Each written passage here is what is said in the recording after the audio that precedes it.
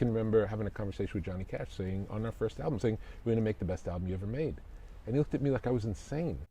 Hi everyone.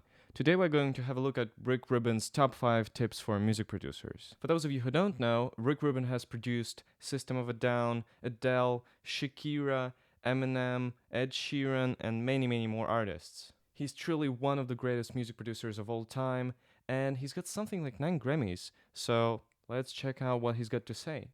It all stems from the relationship with the artist and finding that place where together we're working to make this thing, this unbelievable thing, and there are no limitations that we put in the way of that happening.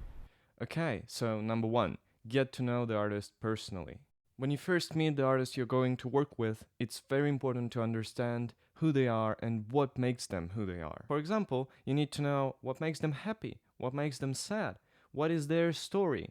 You know, what makes them as a person. If you manage to establish a deep connection with the artist you're working with, you have a higher chance of achieving something great and something deep and meaningful in the art you're creating. So yeah, get to know the artist and also their vision for the project and their ambition. I spend time with the artist and kind of see where they're at and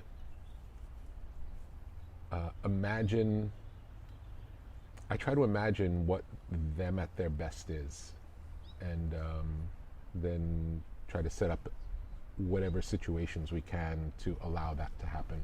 Number 2, imagine artists at their best.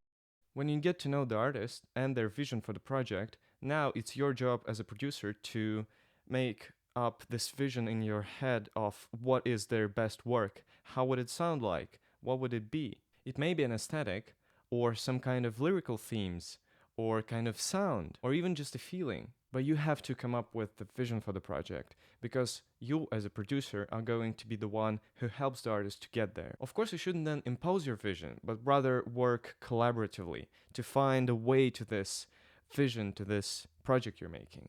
Another thing is we never try to judge an idea based on the description of the idea. We always musically try an idea, it's a pretty important point. And I can think of a time when I'll say, you know, the bridge in this song isn't good enough. Can we write a new part? And then the artist will say, oh yeah, I have an idea. We can do it like this. And they'll give me a description of what it is, and it sounds terrible. Like the description sounds terrible. It's like, great, can't wait to hear it. And then they do it, and it's incredible. Yeah. And the reason is it's very difficult to explain a musical idea. If I tell you something I'm hearing and I describe it to you, the thing you hear is going to be completely different than the thing I'm hearing. Number 3, always demonstrate the ideas. This is an interesting one because people often don't think about it. Basically, let's say you're making a track and an idea comes to someone participating in the creative process. First, they imagine it in their head and they hear it in their head. Then they try to express it and communicate it to everyone. But ultimately, everyone who hears the idea is going to have a different image or sound in their head. So always try to record it. If it's a lyric, to write it down and perform it. Whatever it is, try to demonstrate it. Because you never know what's going to be a great idea or a bad idea. Records to look forward to. Ed Sheeran, you did work with him. He's great. Fantastic. We're all big fans of him. Lovely guy. Super cool guy. He said that, you know, what he really loved about working with you was that you made it a performance again, and that he felt he'd spent too much time trying to carve the songs with people, and you just put him in a room with a loop pedal and said, just sing them.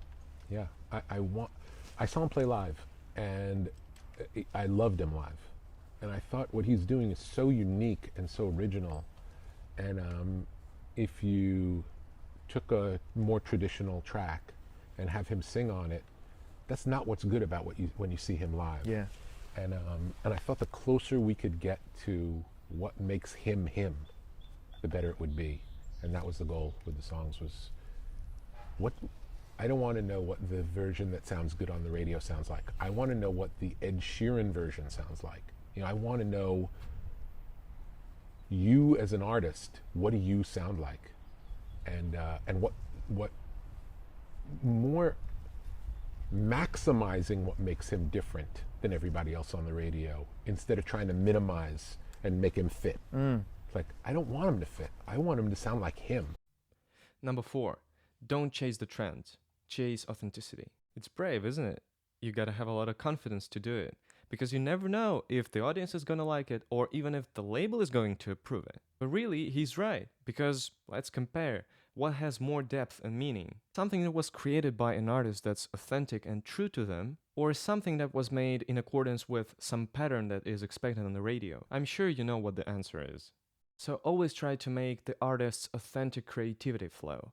Because when you're making a song with a pattern in mind, yes, you may create something good, but it wouldn't be something unexpected. But if you let the creative process flow and bring you the ideas, who knows, maybe you'll create something amazing. And that's what the audience wants. Something that's great, that's fresh, that's amazing. Yeah, it was meant to be. It's meant to be. Meant to be. And our interests were different. Like I always cared about making great music, period. And Russell always cared about being a successful businessman. And sometimes those roads didn't go together. And those were often the things that we would argue about. Like the art has to come first. And sometimes it wouldn't. And when I understood his business reason for it, he was right. My nature was, it's got to be about the art. Number 5, art goes first. It's not the first time Rick Rubin says that. In one of his other interviews, he said, if the music is great, everything else will follow. A lot of the time, people try to make a piece of music that would be similar to something they're listening to, or maybe something that is trending in their genre. It may be a great thing to draw inspiration from, but trying to use the same sounds or same chord progressions might not necessarily be the best thing to do. Because then you're drifting towards something like, how can I make a record that people would play? And again, you are falling into business rather than art, which can make your music lack meaning and depth. Alright, that's all for now. If you found this video useful, hit the like button and subscribe for more.